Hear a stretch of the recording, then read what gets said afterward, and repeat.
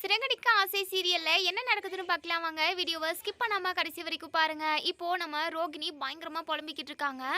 நம்ம மகேஸ்வரி கிட்ட என் அம்மாவால தான் நான் மாட்டிக்கிட்டேன். அம்மா இனிமே என் முகத்துல கூட முழிக்காத, நீ என் கூட பேசவும் கூடாது அப்படின்னு சொல்லிட்டு பயங்கரமா திட்டிட்டு போயிடுறாங்க. நம்ம ரோகிணியோட அம்மா ரொம்பவே ஃபீல் பண்ணிக்கிட்டு இருக்காங்க. மகேஸ்வரி கிட்ட சொல்றாங்க, எனக்கு உயிரோடு இருக்கிறதுக்கே சுத்தமா பிடிக்கல மகேஸ்வரி அப்படின்னு சொல்லி சொல்லுவோம். ஏம்மா ஏம்மா இப்படியெல்லாம் பேசுறீங்க? நீங்க தான் இப்போ கிறிஷை பார்த்துக்கிட்டு இருக்கீங்க.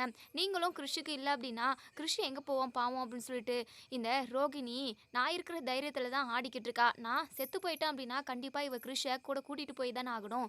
கண்டிப்பாக நான் என் உயிரை விட்டுடுறேன் அப்படின்னு சொல்லிட்டு, அம்மா ஏம்மா இப்படிலாம் பேசுகிறீங்க, வேண்டாம்மா எதுவும் தப்பான முடிவு எதுவும் எடுத்துடாதீங்க சரிங்களா அப்படின்னு சொல்லிட்டு நம்ம மகேஸ்வரி போயிட்டு கொஞ்ச நேரம் தூங்கி ரெஸ்ட் எடுக்கலான்னு சொல்லி போயிடுறாங்க ரூமுக்கு.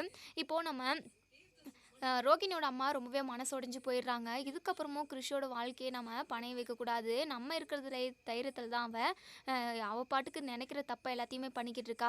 இப்போ கூட வீட்டில் உள்ளவங்க கிட்ட எல்லா உண்மையும் சொல்லி எல்லார்கிட்டையும் மன்னிப்பு கேட்டு வாழ்க்கையை நல்லபடியாக வாழலாம். இல்லை எல்லார்கிட்டையும் போய் சொல்லி ஏன்னா இவ இப்படி பண்ணிக்கிட்டு இருக்கான்னு தெரியல. மீனா எப்போ உண்மையை சொல்லுவாளோ தெரியல. என்ன நடக்கும்னு யாருக்கும் தெரியாது. கிறிஷோட வாழ்க்கையை எப்படியாவது நம்ம காப்பாற்றி விடணும். ரோகிணி கூட கிறிஷ் இருக்கணும். அப்போ தான் அவனுக்குமே சந்தோஷமாக இருக்கும் அப்படின்னு சொல்லிட்டு நினைக்கிறாங்க. அதுக்கப்புறம் நிறைய டேப்லெட் எல்லாம் எடுத்து போட்டுக்கிறாங்க.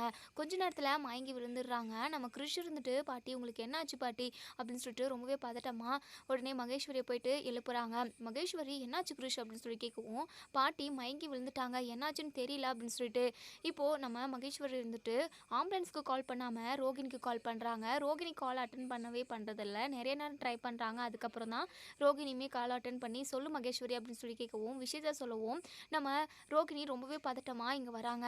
எப்போ சாப்பிட்டாங்க, எப்போ மயங்கி விழுந்தாங்க, எப்படியும் ½ ஆகிட்டுக்கும் மயங்கி விழுந்து கூட, நீ ரொம்ப நேரமாக ஃபோனே எடுக்கல அப்படின்னு சொல்லி சொல்லுவோம். என்ன மகேஸ்வரி லூஸ் மாதிரி பண்ணிக்கிட்டு இருக்க அப்படின்னு சொல்லிட்டு உடனே எங்கள் ஹாஸ்பிட்டல் கொண்டு போய் சேர்த்தவும் நம்ம ரோகிணியோட அம்மா இறந்து போயிடுறாங்க. விஷயத்த டாக்டர் சொல்லவும் நம்ம ரோகிணி பயங்கரமாக அழுகுறாங்க. கிறிஷுமே ரொம்பவே ஃபீல் பண்ணி அழுதுகிட்டு இருக்காங்க. இப்போது ரொம்பவே புலம்பிக்கிட்டு இருக்காங்க நம்ம ரோகிணி. எப்படியோ இனிமேல் கிறிஷை நம்ம தான் பார்த்துக்கணும், கிறிஷை நம்ம எப்படி பார்த்துக்கிறது அப்படின்னு சொல்லிட்டு ரொம்பவே பதட்டப்படுறாங்க. இப்போது இந்த விஷயம் எல்லாமே நம்ம முத்துக்கு தெரிய வருது. அதாவது நம்ம ரோகிணியோட அம்மா இறந்து போயிட்டாங்களே, அது ரொம்பவே ஃபீல் பண்ணுறாங்க. இப்போது நம்ம மீனா இருந்துட்டு ரோகிணி கிட்ட சொல்கிறாங்க, இங்கே பாருங்கள் இனிமேல் கிறிஷுக்கு நீங்கள் மட்டும்தான். கிறிஷை எங்கேயாவது அனாத ஆசிரமத்துலேயே ஏதாவது சேர்த்தீங்க அவ்வளோதான். என்ன நடக்கும்னு எனக்கே தெரியாது. நீங்கள் எல்லா விஷயத்தையும் எல்லாருக்கிட்டையும் சொல்லணும். அப்படி இல்லைனா அடுத்த செகண்டே நான் சொல்லிடுவோம் அப்படின்னு சொல்லி சொல்கிறாங்க. ரோகிணி ஒவ்வொரு நிமிஷமும் பயந்துக்கிட்டு இருக்காங்க. ரோகிணி பற்றின உண்மை விஜயாவுக்கு தெரிய வந்தால் என்ன மாதிரியான தண்டனை கொடுப்பாங்க, என்ன நடக்கும் அப்படிங்கிறத நம்ம வெயிட் பண்ணி பார்ப்போம் ஃப்ரெண்ட்ஸ். வீடியோ பிடிச்சிருந்தா லைக் பண்ணி கமெண்ட் பண்ணி தெரிவிங்க. தேங்க்யூ.